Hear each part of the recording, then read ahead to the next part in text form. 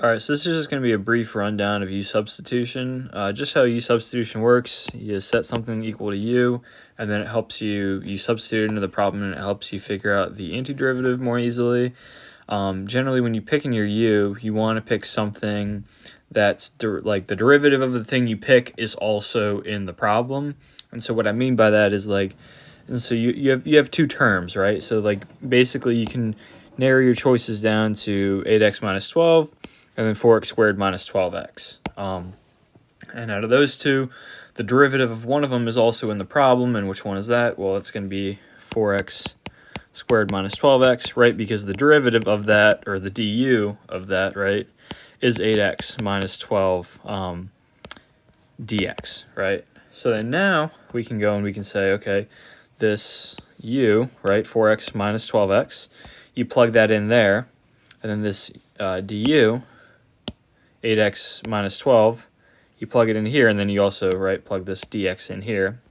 So then now we can rewrite our integral as the integral of du, right, because du is 8x minus 12 dx, so we can bring that first, and then u to the fourth power, right, because our u is 4x minus 12x, and that gets raised to the fourth power. So we can rewrite it as the integral of du u to the 4. I think we clean that up, write that in the order we're used to, right, or u to the fourth power times du. And then that's a pretty basic reverse power rule antiderivative, right? You just add 1 to the power, becomes 5, divide by that 5, so this can be u to the fifth divided by 5, and then plus c. Since we're dealing with indefinite integrals, right, which means we don't have numbers in our bounds, we just have nothingness, that's how we know that we're going to be adding that plus c. So then we just go and we plug in our u again. So our u is 4x squared minus 12x. So once you're done integrating, once you're done taking the antiderivative, you plug your u back in. So it's 4x squared minus 12x to the fifth power divided by 5 plus c. And that's going to be your final answer for that problem. So that's going to be one of your easier problems. So then we can move on to something like this. This one isn't too bad. Also, I encourage you to, if you want some more practice, go ahead and head over to Paul's Online Math Notes. You can just Google Paul's Online Math Notes. U substitution, there's a lot of great problems on there. So if you feel like you want some more problems of this caliber, kind of before you move on to some of the other stuff, it's always cool. So the first thing here, right, your first instinct when you're dealing with integrals is if you have a number, like a coefficient, like 5, that's just out there floating, you can bring it out in front of the integral.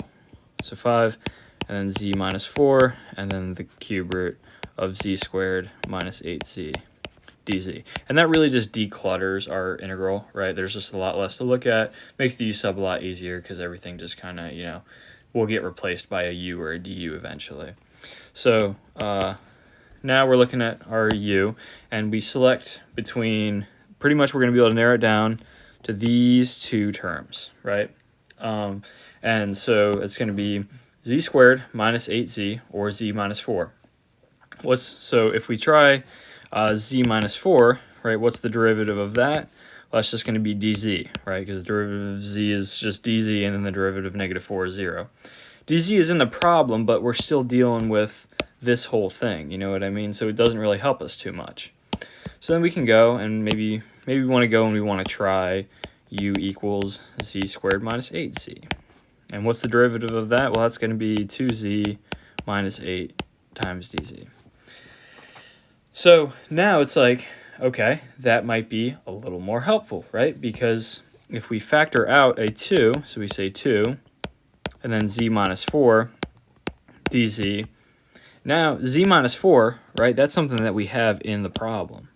So if we can just divide both sides by 2, we got du divided by 2 equals z minus 4 dz, and then right dz. And then this is something that's actually in our problem. So now we just take z minus 4 and then also dz, right? And we plug in du divided by 2 for when we see that. So 5 and then times the integral du divided by 2. And then, right, our u is z squared minus 8z. So it's just going to be the cube root of u. And then, we can rearrange that. Another thing we can also do is we can rewrite this as 1/2 du, right, 1/2 times du. We can rewrite du divided by 2 as 1/2 times du, times the cube root of u. And that 1/2 can come out in front. So it's going to come out and, you know, multiply by that 5. So we're going to get 5/2 times the cube root of u du. So now we're ready to take the antiderivative of that, right? That's not too bad because we can rewrite u, cube root of u is the same thing as u to the 1/3 power. And then we just reverse power rule that, right? So we add 1, so that becomes u to the 4/3. And then we divide by 4/3. Dividing by 4/3 is the same thing as multiplying by 3/4. So we get 3/4 times u, and then we also have to remember to multiply by that 5/2 out in front of the integral, and then plus c. So we just do some fractional stuff, right? So that's 15, 3 times 5 is 15, 4 times 2 is 8, u to the 4/3 plus c. That should be our answer there. I believe that is correct. So, I guess one point I just wanted to, hammer a little bit more is that, you can try, you narrow it down to your two terms, right? And the two terms you're going to be able to narrow it down to are usually pretty obvious, but narrow it down to your two terms and then try both of them. Try having both of them as u and setting the other one to du, and just seeing how it goes. There's no harm in trying both of your u options, especially because I don't think you're going to be too pressed for time on this quiz. So just take it slow. Try both u's. See what each one has to offer. One of them is going to be correct and the other is going to be incorrect, but you can just feel it out a little bit. So now for this one's a little more complicated, and I do really encourage you to try this on your own and think about it. This is like one of the more difficult U sub problems because it's not immediately obvious, right? So your potential U candidates are, secant of 1 minus z, tangent of 1 minus z, and then your third candidate is just going to be 1 minus z, which appears twice. And so I encourage you to, go ahead and, figure out what happens if you set your u equal to secant of 1 minus z or your u equal to a tangent of 1 minus z. But if you set your u equal to 1 minus z, the derivative of that is going to be negative dz, right? Because derivative of 1 is 0, derivative of negative z is negative dz. So then, right, we have dz in our problem. We do not have negative dz. So we're going to go ahead, divide both sides by negative 1, or multiply both sides by negative 1. And we're going to get negative du equals dz. So then now we can rewrite our problem using u sub. And so we say secant, and then u is 1 minus z. So that's going to be secant of u times tangent of u, and then negative du. And then we can bring that negative sign out front, right? Because negative something is the same as multiplying by negative 1. So we can take that out front. Secant of u times tangent of u du. And then think about your trig stuff. What's the antiderivative of secant tan? That's going to be secant of u, right? And then that's going to be plus c. And then we have to plug our u back in.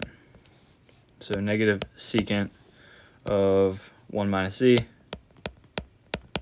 plus c. That's going to be our answer there. All right, so then this one, one more? Yeah, okay. So this one, you narrow it down to this term, and at this point you might be getting in a little bit of a rhythm, and you should be able to figure this one out. So, again, the hope is that, you try this on your own and then you come watch this video, right? So if we make our u equal to 4w squared plus 6w plus 1, the derivative of that, or the du, is going to be 8w plus 6 dw. And then that's not in our problem, but if we factor out a 2, and you can be expected to factor out other numbers other than 2. It just so happens that all these problems you're factoring out a 2. Right, but it could be a 3 or a 4 or a 5 or whatever. So if we get du divided by 2 equals 4w plus 3 dw. So then, our u is 4w squared plus 6w plus 1. So we can rewrite this as 1 divided by u, right, because it's in the denominator. And then, or actually we could rewrite it as du divided by 2 divided by u, right? Because this is our numerator, right? 4w plus 3dw, right? So this whole thing, right, gets replaced by, this is the same as this. So then that gets replaced by du divided by 2. And then our u, right, is this. And that's the same as this. So that's how we get our denominator, right?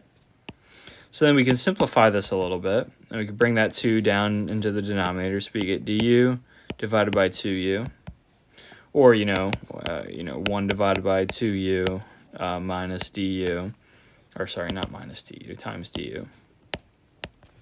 And then you could also think of this as 1/2, right? You could bring that 1/2 out in front, kind of like what we did with, this problem with the 2 and the 5, or the 2 and the 1/2 and the 5, right? You could bring that 1/2 out in front. Makes it a lot easier because now you're just looking at the antiderivative of 1 divided by u du. The antiderivative of 1 divided by u is ln of the absolute value of u, right? Remember your absolute value, plus c, right? So that would be your final answer there. Actually, no, it wouldn't, because you still have to plug in, sorry.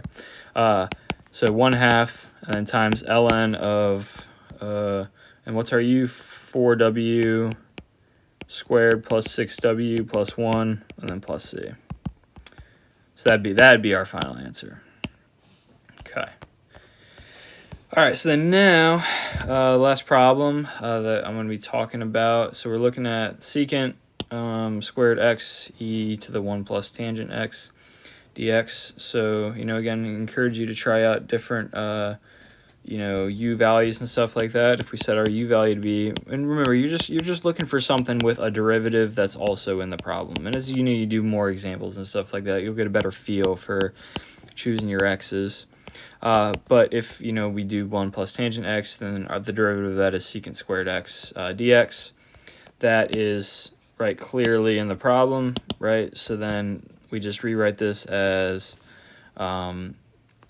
du, and that gets rid of the secant squared x and the dx, and then e to the u, right? So then we just rewrite that as e to the u du.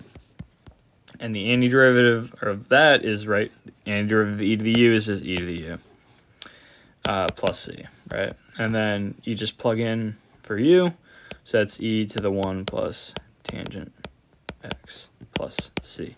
That's going to be your final answer there. And if you got any questions, you can feel free to email me.